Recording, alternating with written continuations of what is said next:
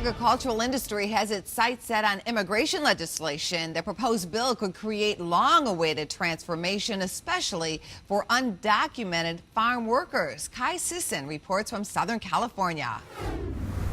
Working the strawberry fields of Oxnard, California are thousands of immigrant farm workers that have their eyes set on new immigration legislation with potential as sweet as the strawberries they pick.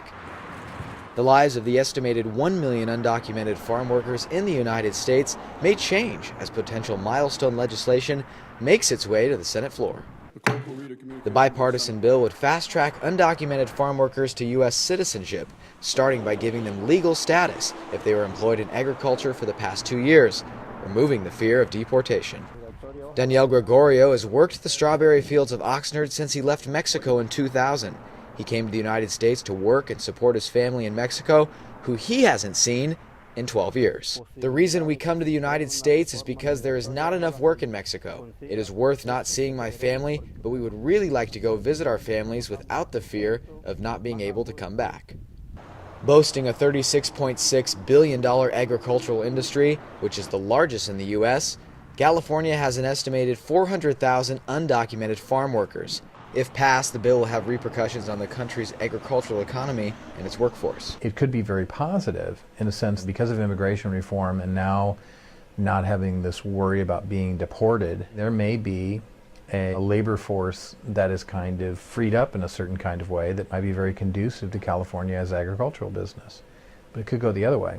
If what ends up passing entails much more strict reporting requirements and verification on behalf of employers, you may see the labor supply in that sense dry up. The Boston Marathon bombings gave Republican opponents to the bill a fresh argument, as Senator Rand Paul has requested that the Senate delay the bill until security questions are answered.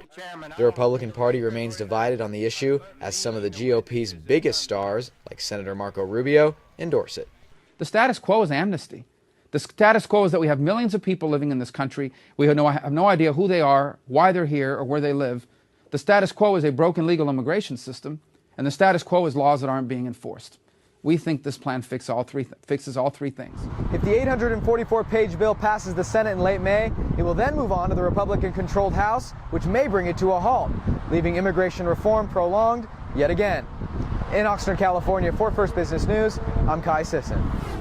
The bill is endorsed by President Obama. It would be the first immigration reform measure to go into law since President Reagan signed the Immigration Reform and Control Act in 1986.